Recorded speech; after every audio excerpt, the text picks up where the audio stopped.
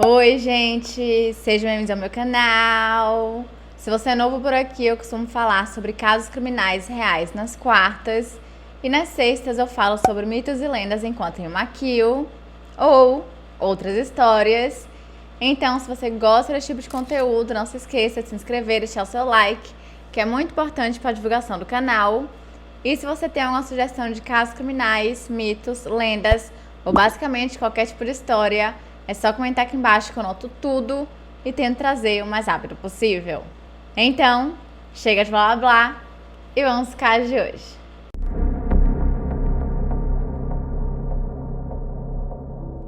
Dorothy Harriet Camille Arnold nasceu no dia 1º de julho de 1886 em Nova York e era a segunda de 4 filhos de Frances Rose e Mary Parks Arnold. Ela tinha um irmão mais velho chamado John e 2 irmãos mais novos, Dan Hinckley e Marjorie Brewster. Seu pai era formado em Harvard e se tornou sócio sênior da F.R. Import de Arnold & Co., perfume e colônia. E a família Arnold era absurdamente rica. Só para vocês terem noção, eles chegaram a ser listados no Registro Social da cidade de Nova York, que é basicamente uma publicação que foi lançada lá na década de 80, que era o guia definitivo das famílias mais ricas da cidade. E eles estavam lá e estavam completamente orgulhosos por isso. E aparentemente isso era tão importante porque mostrava o quão poderosa e o quão influente a família era, que era muito. Dorothy recebeu sua educação primária na Valentin School for Girls e foi para a faculdade no Bryn Mawr College, onde se formou em literatura e línguas. E o seu grande sonho era se tornar uma escritora de sucesso, mas infelizmente ela não teve muita sorte, considerando que lugar nenhum queria publicar as suas histórias. Porém, eu não sei se era porque ela não era boa ou porque os seus pais, que eram muito ricos e influentes, meio que impediam as revistas, jornais, enfim, de publicarem qualquer coisa dela, considerando que eles não apoiavam nem um pouco que ela se tornasse uma escritora. E isso tudo porque eles consideravam a escrita como um jogo não feminino, principalmente para uma família tão rica, também pelo fato de que eles acreditavam que era uma profissão boêmia.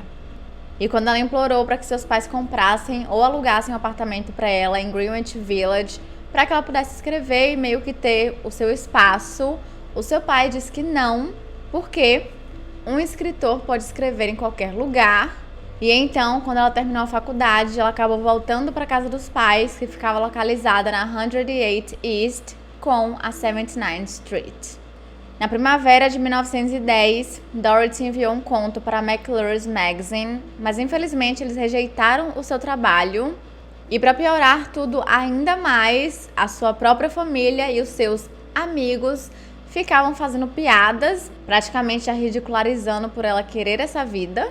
Mas definitivamente isso não a impediu, ela chegou até a criar uma caixa postal secreta para que pudesse se comunicar com as editoras sem que ninguém soubesse. No outono daquele mesmo ano, Dorothy enviou outra história para McClure's Magazine, mas novamente eles a rejeitaram. E de acordo com seus amigos, essa segunda rejeição a deixou muito triste e meio que envergonhada. E ela com certeza ficou com o coração partido, ela não sabia mais o que fazer. Ela tentava ao máximo, mas ao mesmo tempo ela não tinha o apoio das pessoas que diziam que a amavam. E quando ela compartilhou isso com sua família, eles novamente ficaram fazendo piadas. No dia 12 de dezembro de 1910, ela deixou sua casa sozinha por volta das 11 horas da manhã, vestida com roupas chiques, né? Ela era uma socialite, então sempre estava chique e maravilhosa, incluindo um terno azul feito sob medida, um chapéu de veludo preto e uma joia de lápis lazuli, combinando com alfinetes e brincos. E além disso, ela também estava usando um longo casaco azul e carregava um regalo preto de raposa. E Dorothy disse à sua mãe, Mary, que ela iria em uma loja na Quinta Avenida para comprar um vestido de noite. E sua mãe chegou a perguntar se ela queria que ela fosse com ela, mas ela disse que não precisava. E isso porque a sua mãe estava doente, então provavelmente ela não queria que ela ficasse pior ainda. E então Dorothy se despediu e foi embora. Ela tinha um equivalente atual a cerca de $600, que era metade de sua mesada, e caminhou até uma confeitaria chique na Quinta Avenida. chamada Pork e Tilford Stupidly Delicious Chocolates e Bonbons, onde ela comprou uma caixa de chocolates e colocou em sua conta. E sua próxima parada foi a livraria de Brentano, onde ela comprou Ed Gage Girl Sketches, que é um livro humorístico. E todos os relatos de pessoas que a viram naquele dia, na loja ou nas ruas, disseram que ela estava muito feliz e super agradável, conversando com todo mundo, sorrindo. Então não tinha nada de errado ou incomum. E até mesmo uma de suas amigas, chamada Gladys King, que a encontrou na 5ª Avenida com a 27th Street às 2 horas da tarde, disse que ela também estava completamente normal. E Dorothy até lhe disse que iria dar uma volta no Central Park, mas infelizmente essa foi a última vez que ela foi vista. E mais tarde, naquela noite, a família Arnold tinha marcado um jantar, mas quando Dorothy não apareceu, o que por si só já era bem esquisito, considerando que ela era extremamente pontual, seus pais ficaram preocupados. Eles começaram imediatamente a ligar para seus amigos e familiares para ver se alguém sabia onde ela estava, mas ninguém sabia de nada. E antes que eles decidissem tomar qualquer atitude, eles decidiram esperar para ver se ela chegava em algum momento, mas ela não chegou. Depois da meia-noite do dia 13 de dezembro, uma das amigas de Dorothy, chamada Elsie Henry, ligou para a família para ver se alguém tinha alguma notícia, e quem atendeu foi Mary, a mãe. Só que ela disse que Dorothy já havia chegado em casa, só que ela não podia atender o telefone porque ela estava com muita dor de cabeça. O problema é que Dorothy não havia chegado em casa e que ela ainda estava desaparecida. E já eu vou explicar para vocês o porquê eles mentiram. E spoiler, vocês vão ficar com raiva.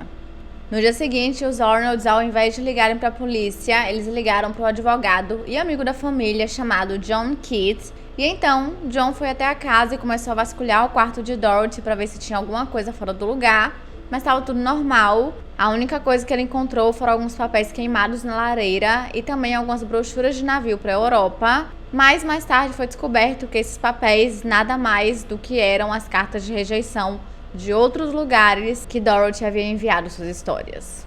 E simplesmente nada indicava que ela tivesse fugido, considerando que todos os seus pertences valiosos ainda estavam no seu quarto.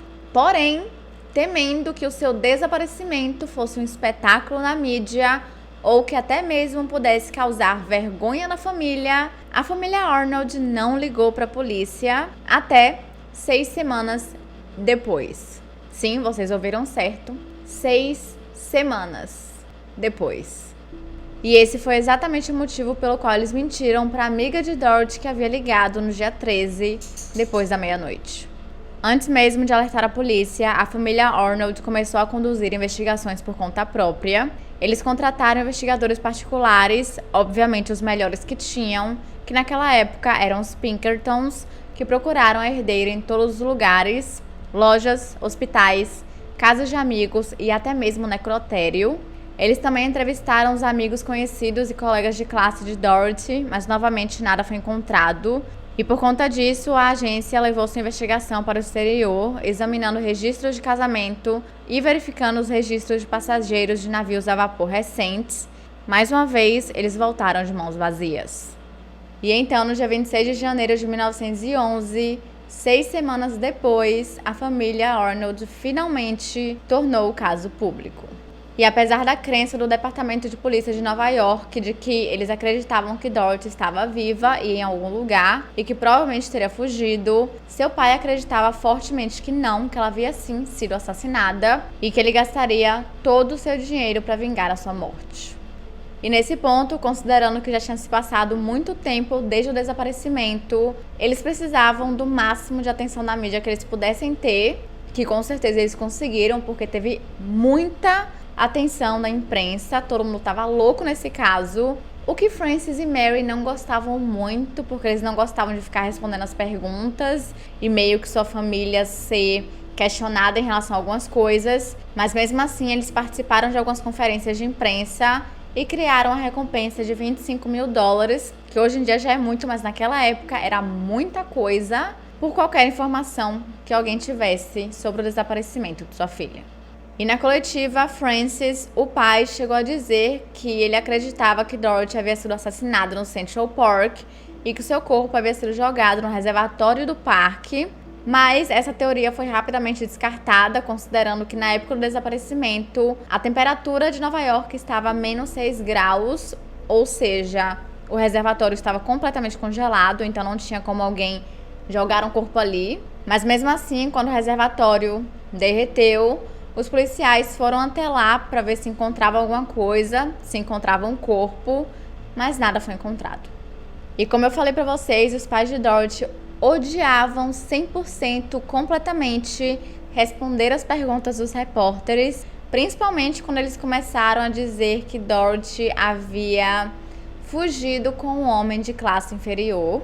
E com esses comentários, Mary, a mãe, retrucou fazendo uma declaração bem demorada sobre o péssimo gosto que sua filha tinha para o amor e para os homens, que eram sempre preguiçosos. Mas a pessoa que ela realmente estava se referindo era um homem chamado George Griscom Jr., que era o namorado de Dorothy Arnold. George era um engenheiro de 42 anos que morava com seus pais em Pittsburgh, na Pensilvânia. O casal se conheceu enquanto Dorothy estava estudando na Bryn Mawr, mas George nunca seria o homem que os Arnolds queriam como genro. Ele era muito rico, bastante, mas aparentemente sua etiqueta não era das melhores e por isso não o aprovavam, além do fato de que ele tinha o dobro da idade de Dorothy. Eu não sei exatamente o que seria ele não ter uma etiqueta apropriada, não sei se ele era mal educado ou se ele era mais brutão, ou até mesmo se era o que a própria Mary disse, preguiçoso, e os pais de Dorothy não aceitavam isso. Mas, de qualquer forma, a polícia encontrou no quarto de Dorothy várias cartas entre ela e Griscom pouco tempo antes do seu desaparecimento, então eles estavam se comunicando, mesmo que os seus pais já tivessem dito que ela não poderia conversar mais com ele.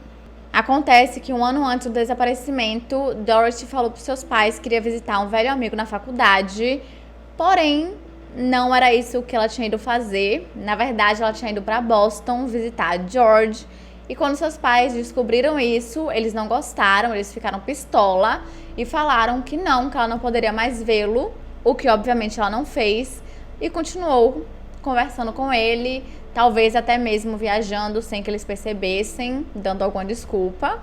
E com tudo isso, a família Arnold começou a suspeitar de George, dizendo que ele provavelmente tinha alguma coisa a ver com o desaparecimento de Dorothy Arnold. No entanto, George nem estava nos Estados Unidos na época do desaparecimento, ele estava na Itália visitando sua família.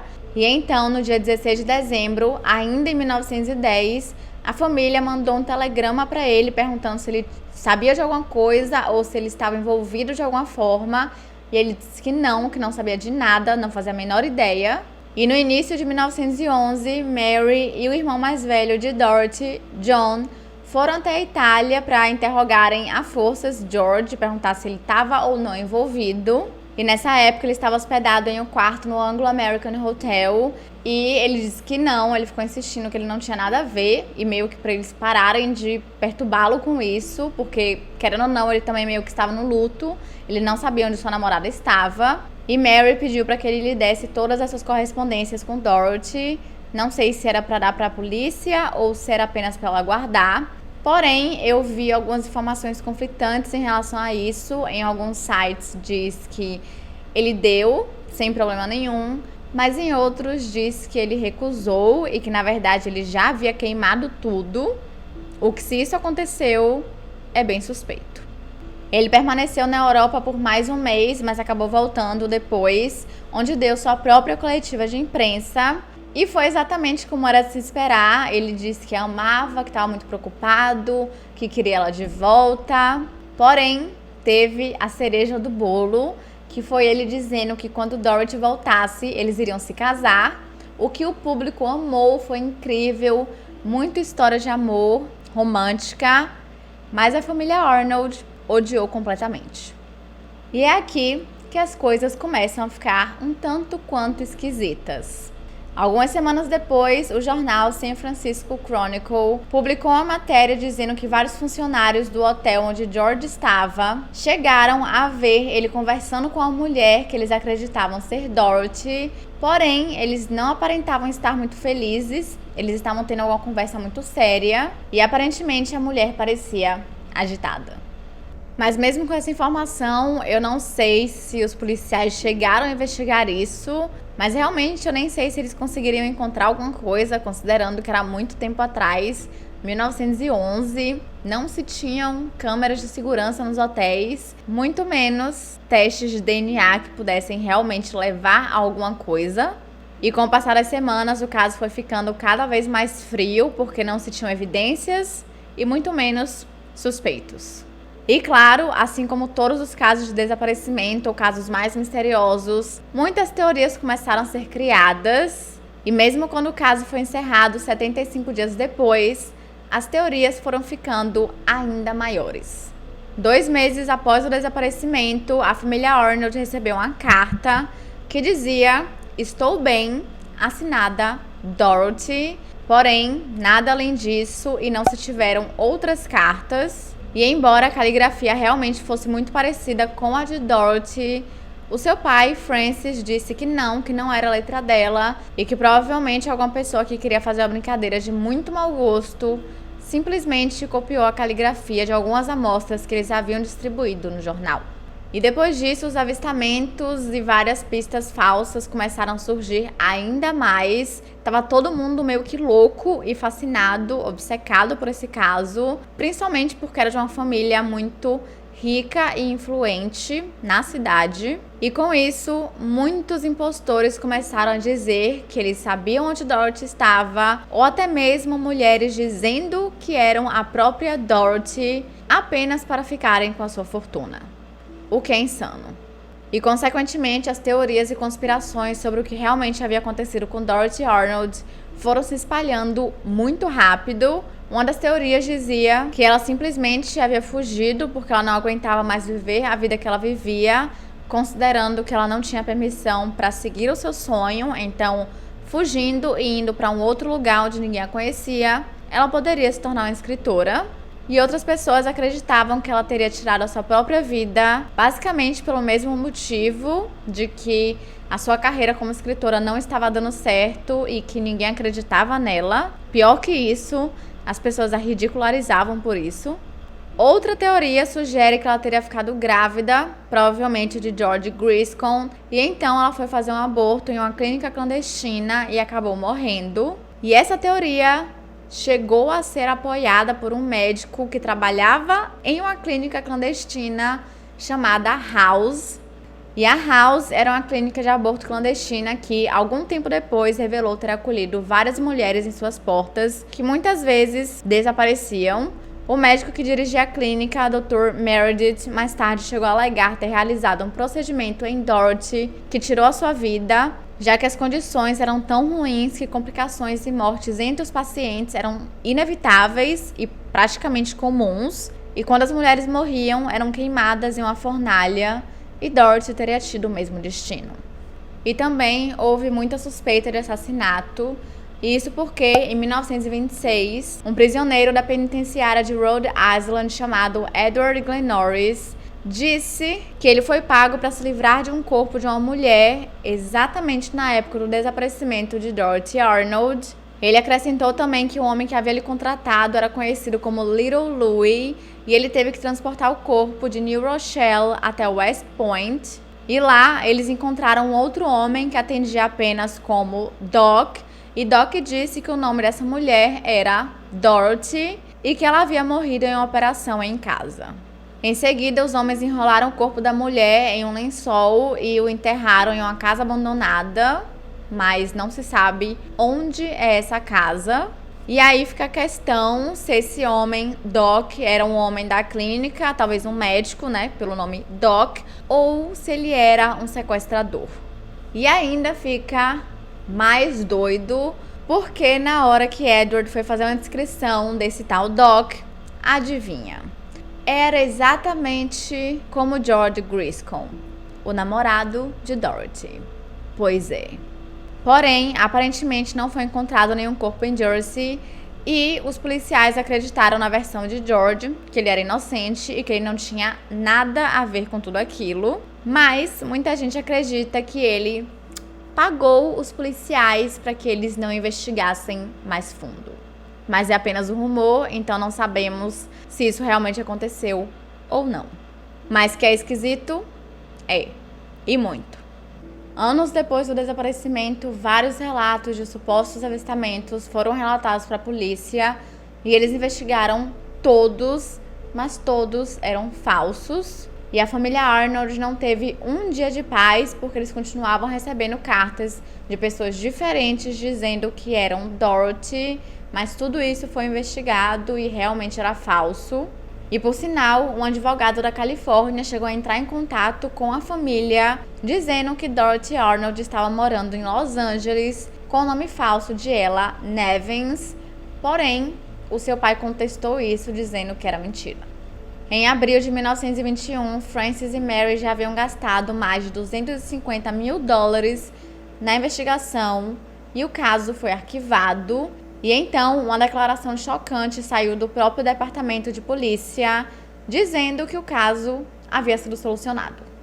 De acordo com o capitão da polícia do Departamento de Pessoas Desaparecidas, chamado John H. Ayers, o caso já havia sido solucionado e a única coisa que ele poderia dizer era que Dorothy Arnold não estava mais na lista de pessoas desaparecidas, mas além disso ele não deu mais nenhuma informação, porém acrescentou o seguinte: seus pais, parentes e amigos que foram levados a seguir em todas as direções e pistas enviadas em uma infinidade de cartas, de repente cessaram suas atividades. Mas o advogado da família, John Kitt, negou que o caso tivesse sido solucionado porque Dorothy não havia sido encontrada e ainda disse que a declaração do capitão sugeria que a família sabia o que tinha acontecido com ela e que decidiram simplesmente manter segredo de tudo, o que definitivamente era uma grande mentira. E esse conflito, um tanto quanto grande entre os policiais e a família, acabou gerando ainda mais especulações e as teorias não pararam, continuaram por muito tempo, até hoje. E durante toda a sua vida, Frances Arnold disse que sua filha havia sim sido sequestrada e assassinada no dia do seu desaparecimento ou logo depois, mas infelizmente ele faleceu no dia 6 de abril de 1922, sem saber o que realmente havia acontecido com sua filha. Porém, em seu testamento, ele não deixou nada para ela, provavelmente porque ele acreditava que ela já estava morta, mas ele disse que estava satisfeito por ela não estar viva, o que definitivamente é um tanto quanto esquisito para ele dizer, considerando que ele passou todos os anos procurando por ela e tentando encontrar o seu assassino. E de acordo com John Kitt, o advogado, a mãe de Dorothy, Mary, não acreditava que ela havia sido assassinada. Ela tinha praticamente certeza que sua filha estava viva em algum lugar e que tinha esperança que fosse vê-la novamente. Mas infelizmente ela também faleceu no dia 29 de dezembro de 1928. Pouco tempo depois da morte de Mary, John Kitt declarou publicamente que acreditava que Dorothy havia tirado sua própria vida por causa de sua carreira de escritora, que havia fracassado. Mas esse mistério nunca foi solucionado e a busca por Dorothy Arnold foi gigantesca, mas infelizmente não foi o suficiente para descobrir o que realmente aconteceu com ela. E até hoje, Dorothy continua desaparecida e continua sendo um dos maiores mistérios de Nova York. E é isso, gente. Esse foi o vídeo de hoje. Não se esqueçam de se inscrever e deixar o seu like, que é muito importante para a divulgação do canal. E se você tem alguma sugestão de casos criminais, mitos, lendas ou basicamente qualquer tipo de história, é só comentar aqui embaixo que eu anoto tudo e tento trazer o mais rápido possível. E é isso, até sexta!